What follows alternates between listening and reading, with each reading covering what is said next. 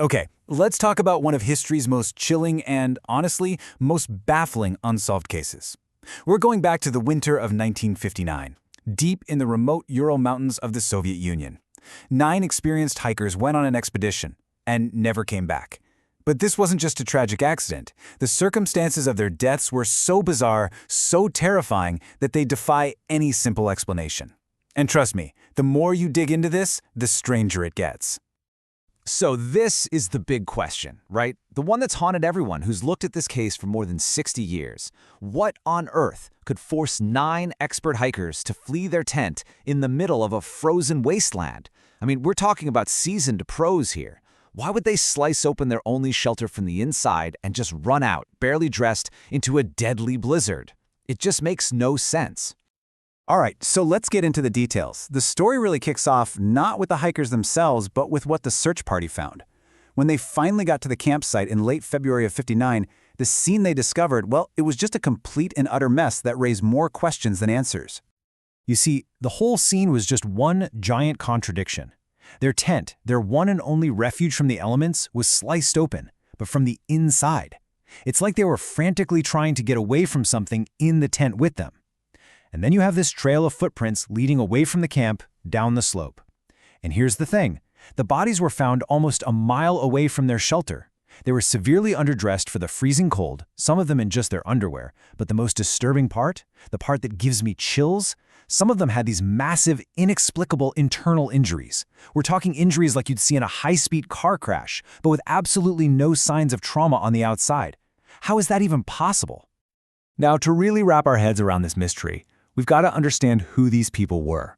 And let me be clear, this was not a group of reckless kids. No way. These were students and graduates from the Ural Polytechnical Institute, and every single one of them was an experienced and very capable hiker.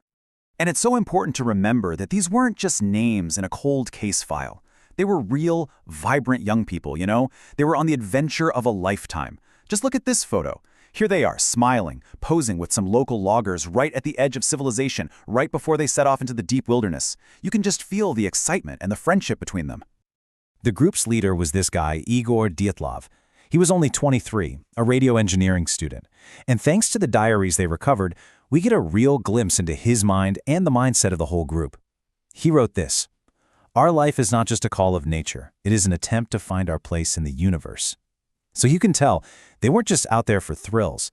They were searching for something deeper.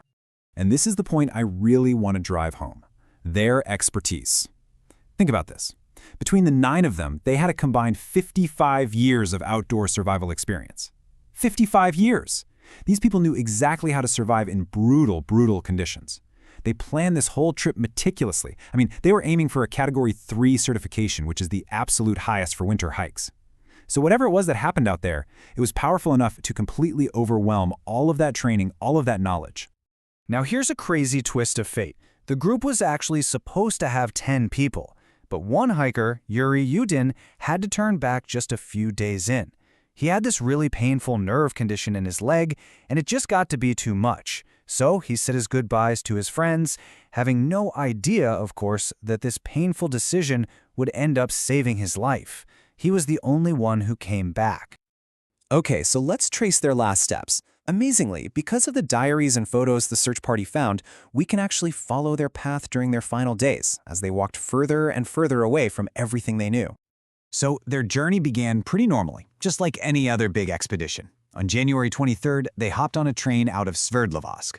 A couple days later, on the 25th, a bus took them to this remote village called Vizhy. And then on the 26th, they hitched a ride on a truck to a place called the 41st Quarter, which is basically the last inhabited settlement around.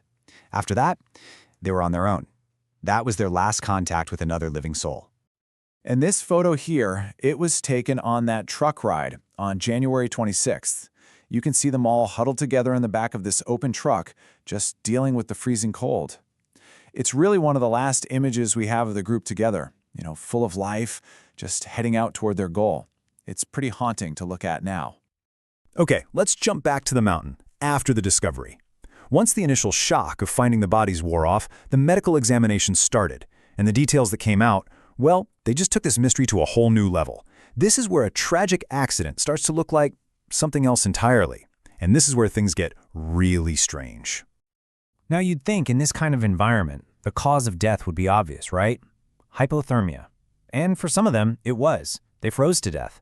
But for the others, the cause of death was something straight out of a horror movie. Autopsies found injuries that the medical examiner just couldn't explain. We're talking about massive internal trauma, crushed ribs, fractured skulls. How? And here's the kicker. These devastating injuries were inflicted without any major external wounds. How does that happen? And the specific details, honestly, they're the stuff of nightmares. One of the hikers, Luda Dubanina, was found months later at the bottom of a ravine, and she was missing her tongue and her eyes. Another, Rustem Slobodin, had a cracked skull. And two others, Simon Zolotaryov and Nicholas Thibault-Brignoles, had their chests crushed with such force that the examiner said it was like being hit by a car. And I have to say it again, all of this with no significant bruising on the outside.